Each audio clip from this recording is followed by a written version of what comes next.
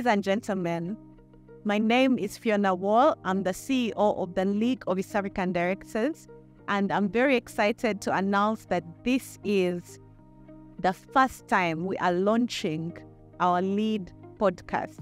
LEAD stands for the League of East African Directors, a non-profit member-based institution. LEAD exists to ensure that organizations are well-led. And as we look at this, LEAD also does a lot of events. We award those non-executive directors in making sure that organizations work and meet their bottom line. We also make sure that we educate, inform, and empower directors to perform their work in the boardroom. The last thing we do is we ensure that organizations that need board directors have a pool of qualified, skilled, and reputable directors from which we can recommend to them to serve on their board. With us today, the first of the series, is the chairperson of the board of directors of the League of East African Directors. She's not only the chairperson, but she's also a founding member and a vision bearer. She is a lawyer, she is a renowned board expert, and she is with us today to speak about the vision of LEAD, why board? Why should you as a director train yourself and grow your capacity as a board director? Gertrude, if I may introduce her, she is a woman of many tasks, many jobs. We've known her famously to have been a partner in S&L Advocate, one of the largest law firms and most reputable law firms in Uganda. But right now she's representing us in Kenya in another big opportunity there. But to note, Gertrude has served as chairperson of Financial Sector Deepening Uganda. She has served on Lion Assurance Board as a non-executive director. She also served One Telecom as a non-executive director and KCB Bank Uganda as a non-executive director. Right now, she is the chairperson of the League of East African Directors. She is also the chairperson of AK Life Sciences, which we know more commonly as Abacus, and she is a member of the board as a non-executive director of Watoto Christian International School. So I do not think there's anyone more qualified to chair a board of an institute of directors for East Africa. So Gertrude, wow, you don't look like you have the edge to carry all these titles. And I'm sure young ladies and young people out there are looking at you and are amazed at what you've been able to do. Just tell us, who is Gertrude? Gertrude is a woman serving society as best as I can, using every opportunity that I have got to serve. And for me, LEAD is a very important opportunity for us to serve businesses in the East African region, to ensure that businesses are well led. If businesses are well led, societies are well governed, we all achieve the outcomes we're looking for. I am a wife and a mother of 3 beautiful girls. Yeah. I have so many other people in my fold. I am a sister, I am a daughter, I am a friend. My delight comes mostly from the work I do. I serve in church, in ministry. I'm a deacon, by the way. Wow. Yeah, so that really gives me the satisfaction. Like you said, I'm a lawyer, but for me, whether I'm a lawyer, whether I'm a banker, whatever I may be, it's really so that I may serve. And so that is who I am. I love to talk to people about the experiences I've been through. If you think about LEAD, it is a journey of a passion that was birthed in the boardroom, an idea that even though one may have achieved so many things, there are so many other people out there that could achieve the same or even more. What they need is an opportunity. And so, as you mentioned, through LEAD, the idea is to give as many people as possible the opportunity to serve in the capacity of board members, of non-executive directors, and maybe even executive directors, because when you look at the structure of a board, whether you're an executive, non-executive, you're serving the same way. So that's essentially who I am. I don't think there's anything else that I am that I have not mentioned, but I'm sure in the conversation, maybe people will get to know a bit more about me. Yes. So coming back, we'll talk about a bit more about lead, but coming back to Gertrude, the individual, how would you describe your journey to boards, your journey on boards? But let's first start with to board. How did you get into this space? I mean, a lot of people that have very successful C-suite careers think they're too busy to even be on a board, or they think they have to go through some hoops to get on a board. But also the question of being noticed. So how did that journey start for you? Yes. Incidentally, all the 3 points you've talked about are important. You've talked about being busy, and how that relates to the work of a director. You've talked about jumping through hoops as a director, especially in a regulated environment. You need to go through a fit and proper, so you need to jump through hoops. But finally, getting noticed in a multitude, how do you stand out as a person who can serve? So my journey in boards really started when I was appointed initially as acting company secretary in Stanbic in 2006.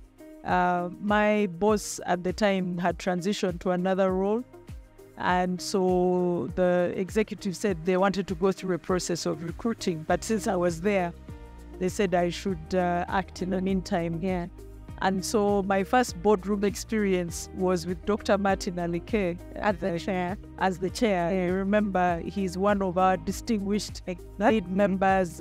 We gave him a lifetime achievement award.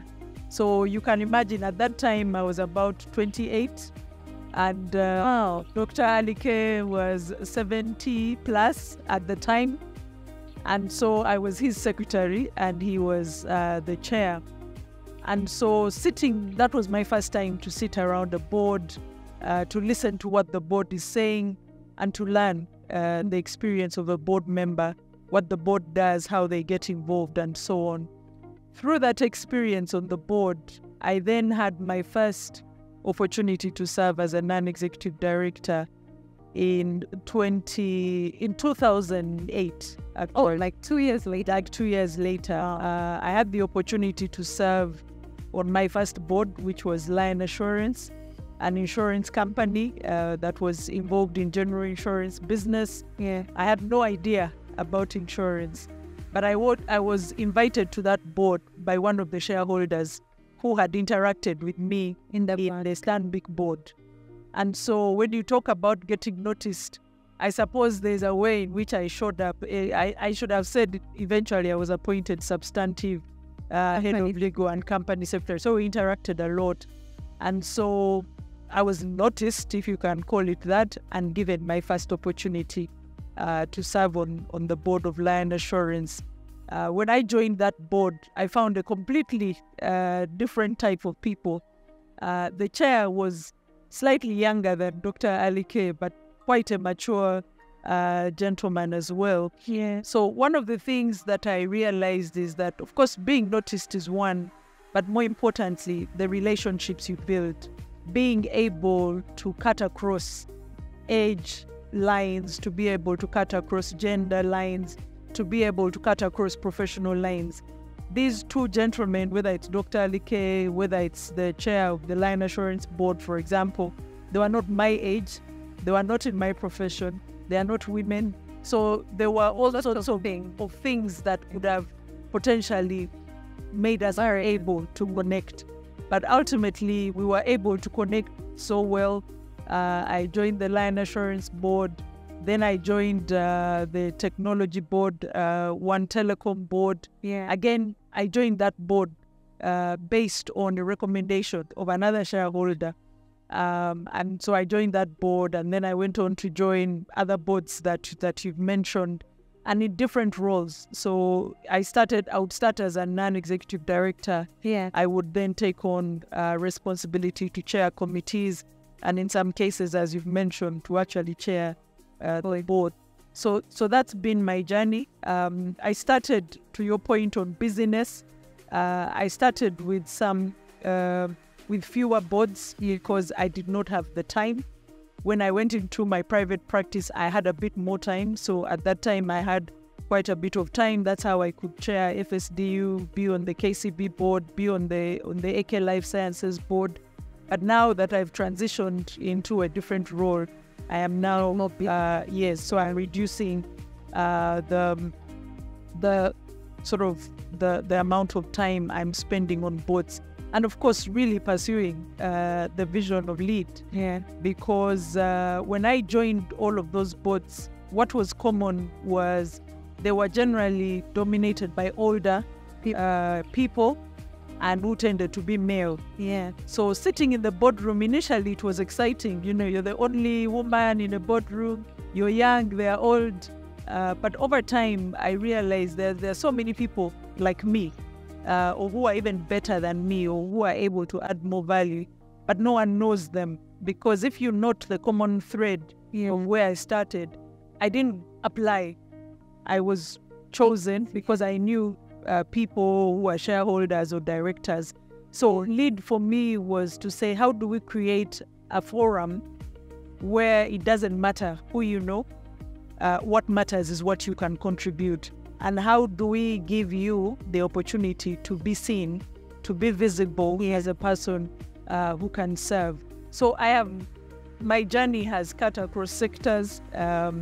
Currently, one of the boards I chair is a pharmaceutical group, not about law at all. Yeah. It's a pharmaceutical group.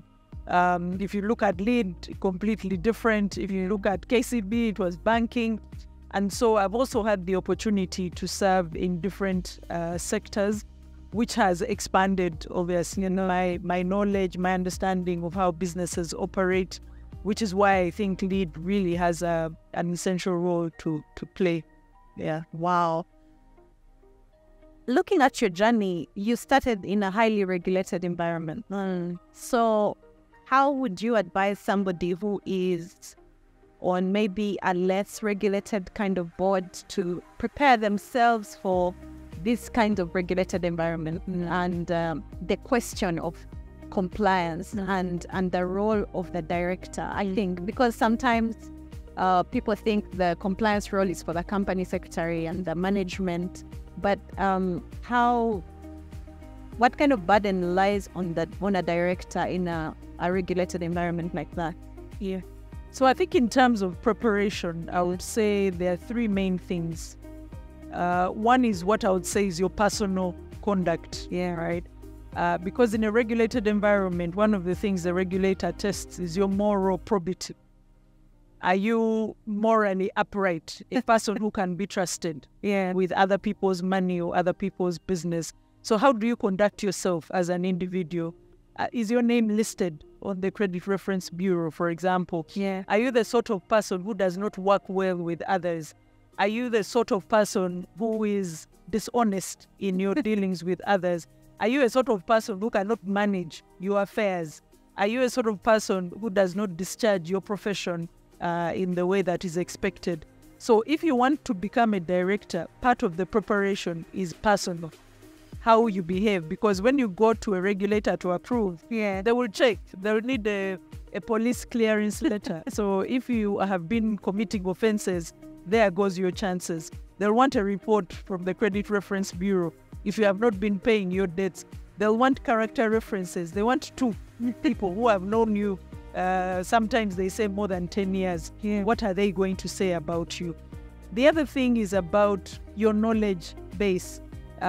Because when you join the board as a director, even if you're a lawyer or you're an accountant, you're not the accountant of that company. You're not the lawyer of that company. So your skills, your technical skills are helpful for you to do the work, but they are not what you bring to the board because the company already has a lawyer, it has an accountant. So your value addition is how you complement your technical skills with other knowledge. Understanding the industry, understanding the operating environment, understanding how businesses work, understanding how risks are managed. Yeah. In the last sort of 20 years, risk has become a critical area. You've talked about compliance. A person who does not understand risk management. I'm not saying be an expert at it, but a person who has no sense of risks is not likely to be selected. And even if they are not selected, they are not likely to add as much value as they need to add. So how do you expand your knowledge beyond the technical skills that you have? If you don't do that, you're not likely, because sometimes, one of the things we do in LEAD is to nominate people. People come to us and say, we're looking for a director who's 40 years old, who's an accountant, who has done corporate governance, who's a risk management professional. So if the only thing you have is accounting, you're going to lag behind. But somebody who has expanded their base of skills and experiences is likely to get ahead of you. But the third thing also, especially in a regulated environment, is that you're essentially responsible for other people's business. In all companies, a director is a steward, but in a regulated environment, typically there is other people's money. If it is banking, it is depositors. If it is insurance, it's policy holders. So for you to be trusted with that responsibility, like I said, you have to show that you've been able to manage your own affairs. You have to show that you understand the profile of risk of that particular industry, and that you understand the compliance obligation that is placed on you. So in a regulated environment, and you did talk about, when we started, you talked about busyness. If you are a busy person, if you don't have the time to commit to board work, joining a regulated board will be a challenge. One is because, of course, regulators want to see whether you attend board meetings, and in some sectors, there are even consequences. But beyond that, you're accountable. As a director, you can't say, I was not there, I was not in that meeting, I don't know what was happening. And so you find that you have to be able to commit the time. And you have to be honest with yourself to say, I will not be able to commit the time that is required. When I first joined boards, they used to say you need to allocate 20 days a week 20 days a year to board matters. Today, some boards require you to meet every month. Some people say we meet every month because we want allowances. Far from it. It is because of the risks that we have to manage and the kind of support that we need to give to management on an ongoing basis. I hope we're not terrifying you out there. But it's really good to know the journey that you're setting out on, to prepare yourself, but also to know how to equip yourself. I mean, we live in a digital world, and there's a lot of opportunities to skill yourself. And most C-suite individuals get opportunities from their institutions to train. So next time your HR manager asks you about your training needs, I think that should have given you quite a roadmap on what to lead. Now, coming back to LEAD, the League of East African Directors, everybody wants to know, how did this vision come up? Who cooked it? Why was it cooked? And Simon Sinek says people do not buy what you sell, but why you sell it. So I want to understand the why of LEAD. Where would you start? So, like I mentioned before, my journey and the journey with LEAD started from my first board opportunities. Because that's when I started to see a pattern.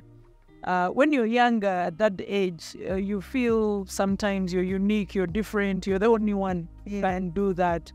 But as you start to observe the patterns, you see what is the pattern, like I mentioned, male-dominated, and even when there were women, they tended to be maturer, they tended to be highly professional, so you didn't see many entrepreneur, everyone needed to have a technical skill, MBA, whatever, MSc, and that, or former CEOs. There was a lot of focus at the time on P&L, have you ever run a P&L and so on.